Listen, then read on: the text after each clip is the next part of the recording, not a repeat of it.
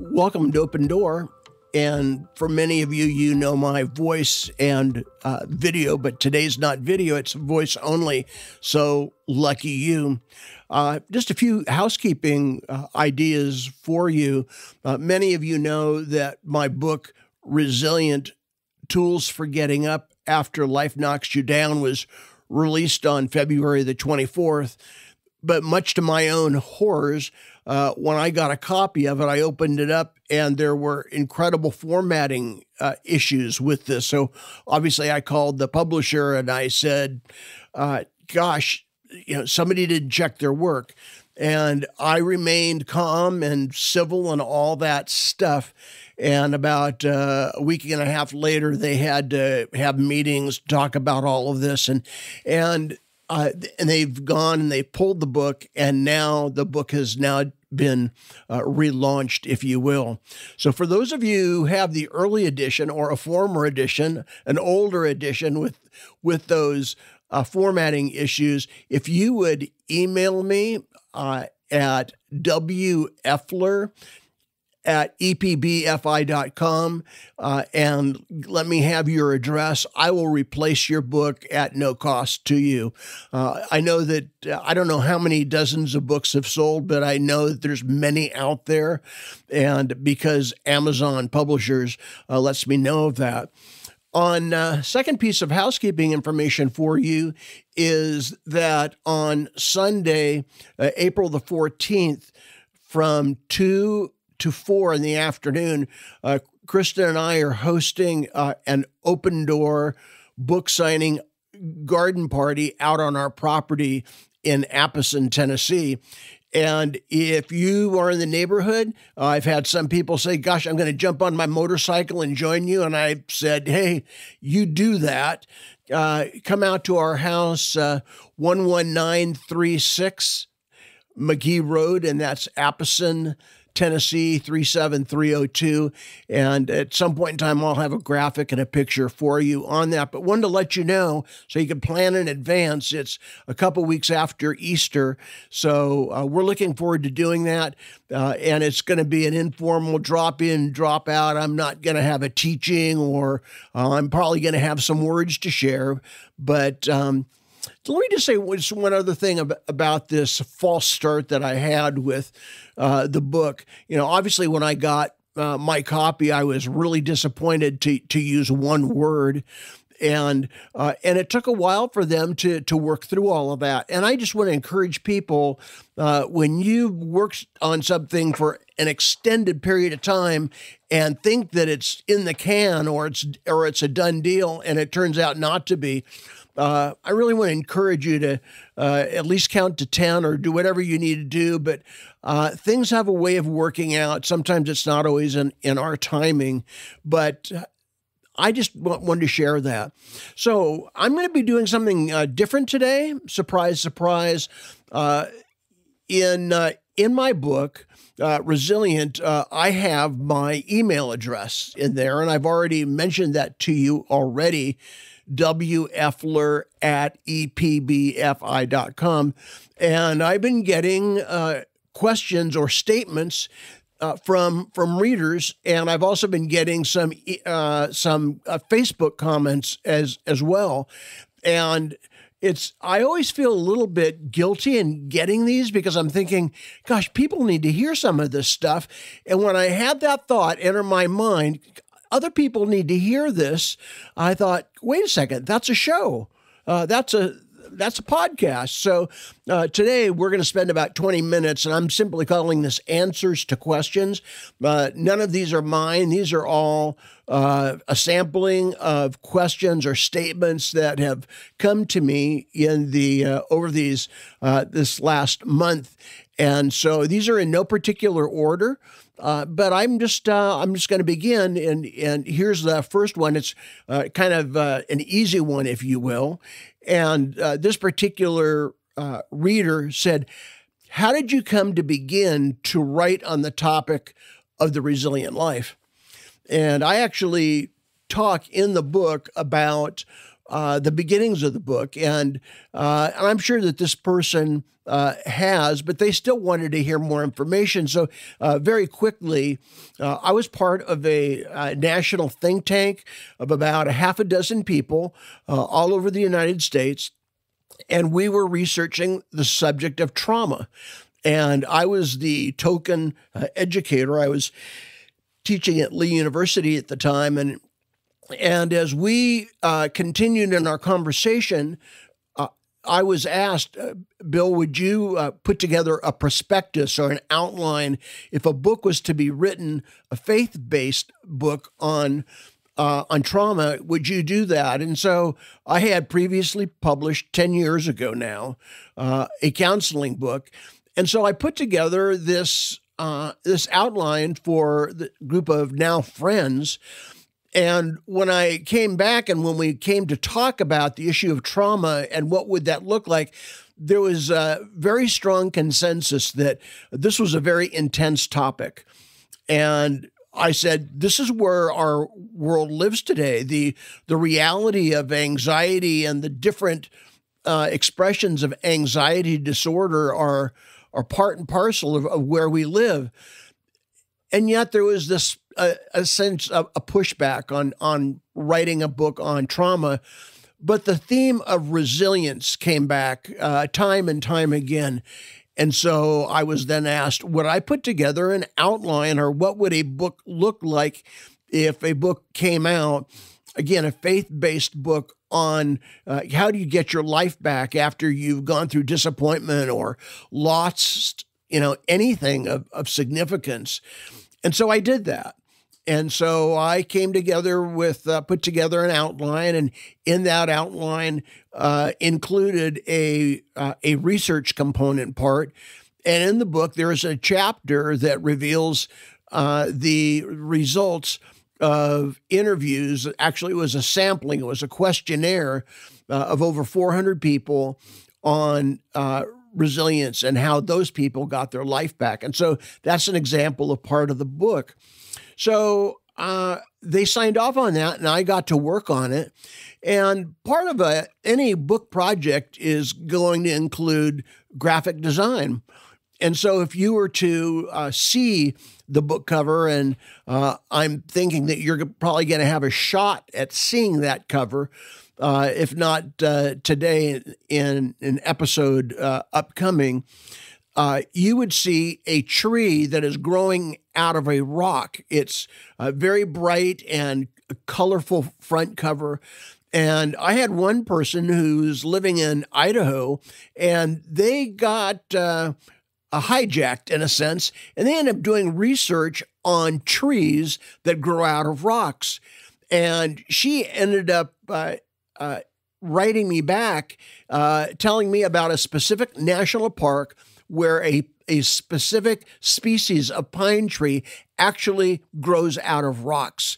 And what was fascinating were two things about this species of pine tree, and that is that pine tree actually grows out of rocks, one, because it has a very rigorous root system, but more significantly, that root system has a way of driving down to fertile soil that would feed the tree.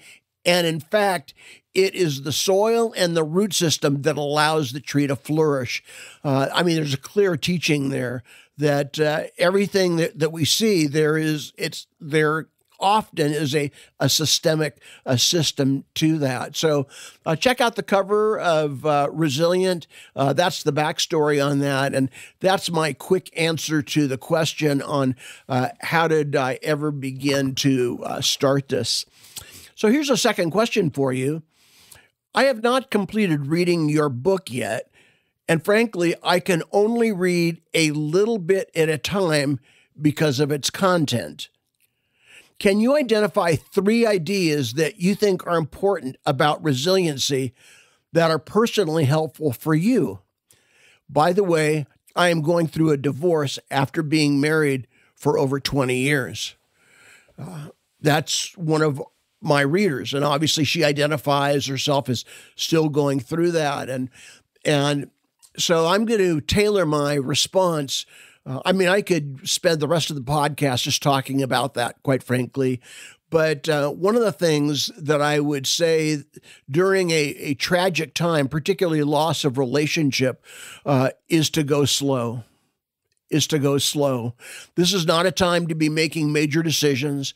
This is not a time to be fishing the pond of all of your friends, essentially dispersing all of your woes. And I'm just going to be honest with you. People get tired of hearing pity party after pity party. So when one of the things that I know when I've gone through disappointment and I write about those in the book is that this is a time to go slow. This is a time to be very selective on who you share your stuff with. And those are, two ideas that are significant for me. Just a third real practical piece of information is that I'm an outdoor kind of guy. And Chris and I love working outside in our garden. We enjoy our chickens. And I know that there's a direct connection between my own mental health and clarity and my emotional stability.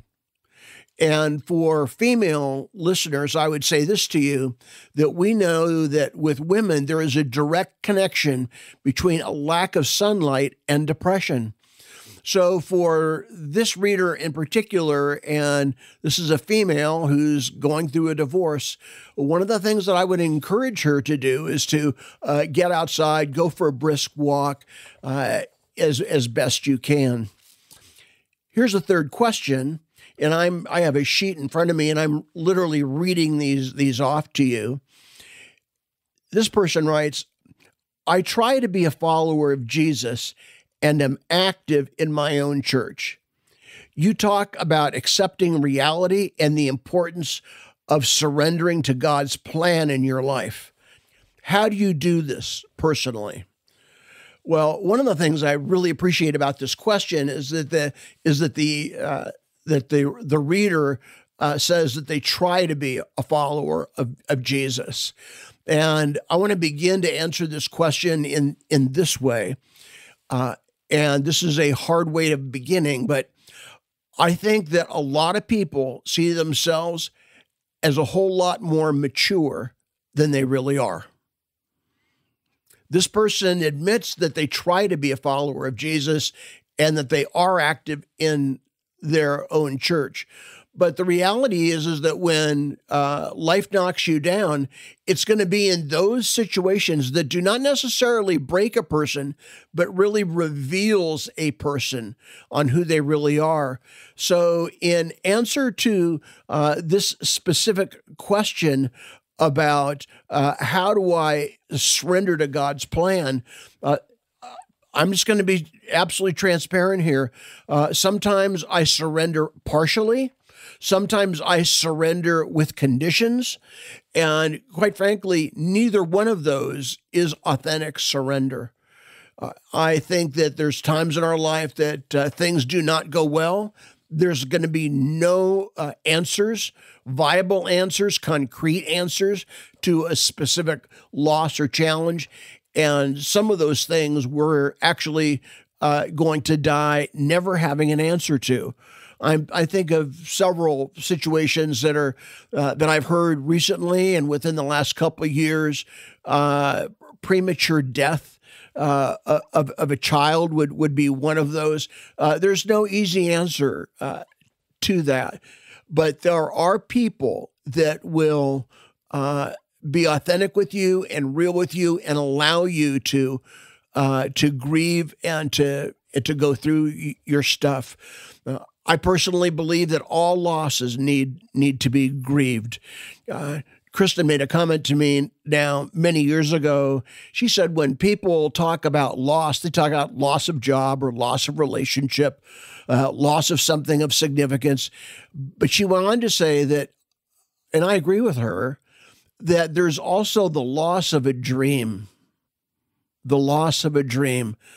something that was imagined or hoped for or in the process of planning, and it just didn't happen. And so in that aspect, the loss of a dream, one of the things that I, would say in relationship to that, not necessarily a concrete loss, but the thing to be able to identify reality, what really was my expectation as I looked into that in the first place. Well, here's a fourth question. This person asks, can you share more about your own journey of resilience, particularly after moving from California to Tennessee? There has got to be a story here. Oh my goodness. Well, that probably is an entire podcast all unto itself. But I will share with you that we were living in Northern California at the time.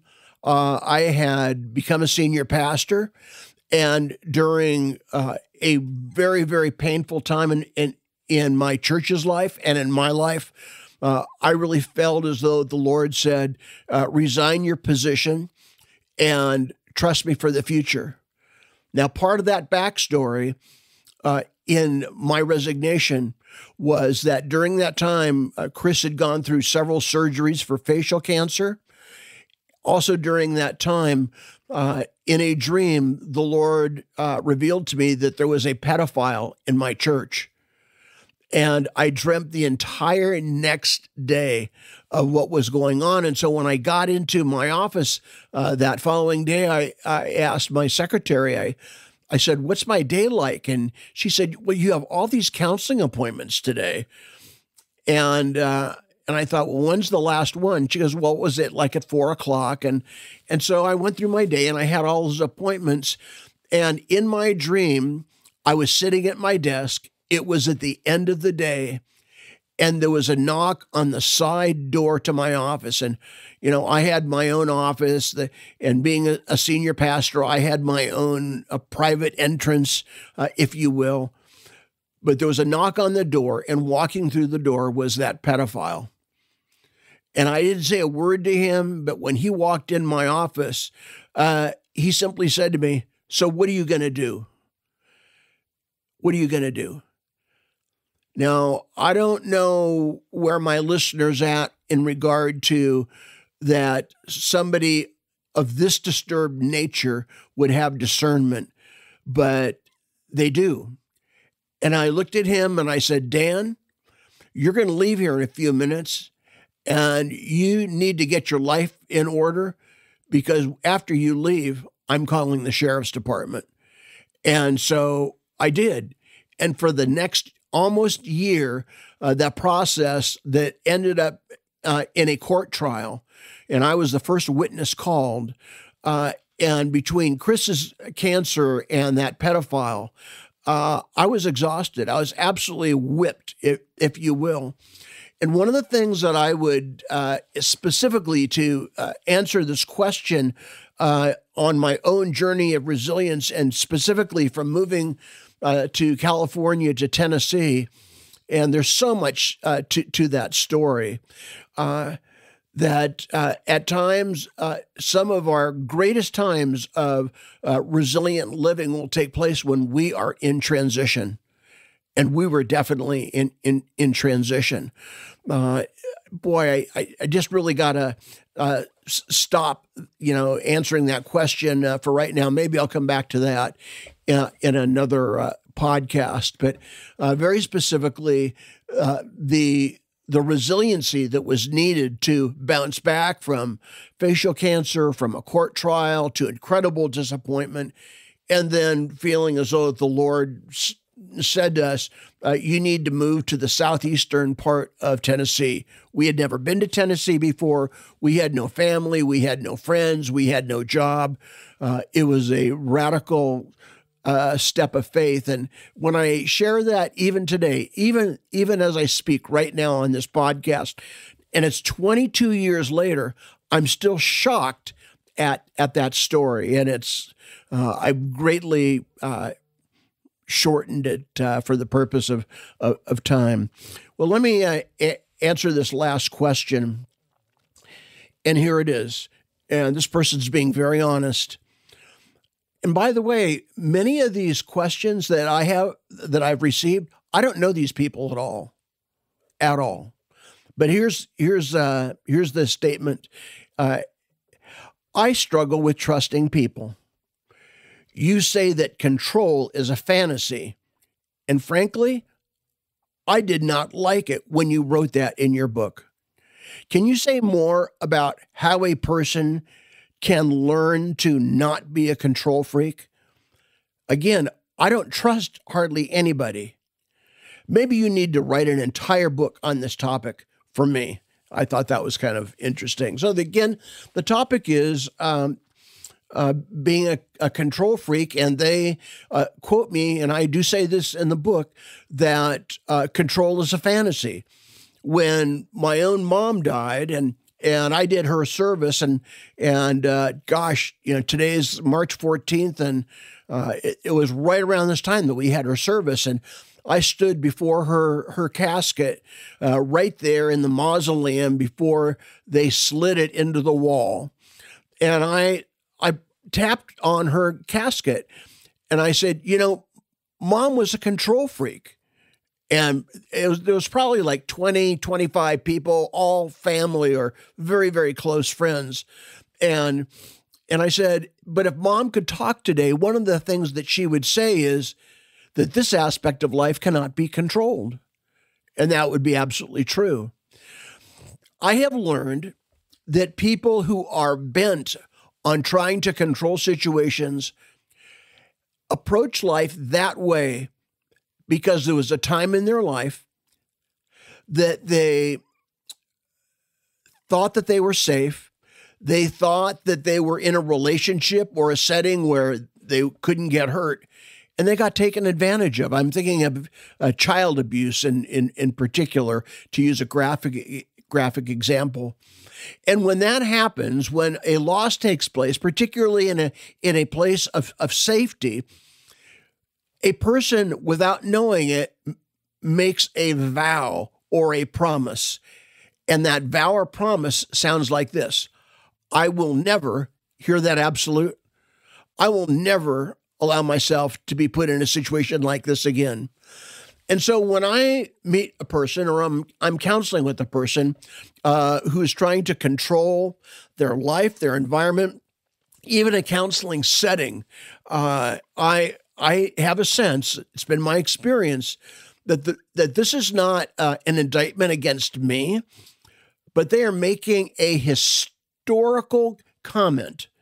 That is to say, something has happened in the past, and because of that, I'm going to take absolute control and guarantee that I don't allow that which is now presenting itself to them to hurt them in any way. And so for those of you who struggle with control, I get it. Control has its roots, and its roots are usually based upon some type of a disappointment. And again, there is that vow or that promise, that declaration, if you will. I'm never going to allow myself to be compromised, ever again. I don't know how many books in my library I have on this topic, but you could go onto Google and type in the book title, Controlling People and Why They Are. And I have that book. It's very helpful for me. And my hope is that for this particular question and this person who's expressed this interest, I really hope that you can push through and break through this element in your life that absolutely controls you, because in fact, you are not controlling it at all. Well, our time is, I've been going 24 minutes now, and I try to keep the podcast around 20, and that's my fault. I have a pet peeve today when people say, me bad. I'm saying, you're not bad, okay? Besides, that's terrible grammar. Anyway, until we chat again, I'm Bill Effler. This is Open Door, and my heart is open to you. God bless.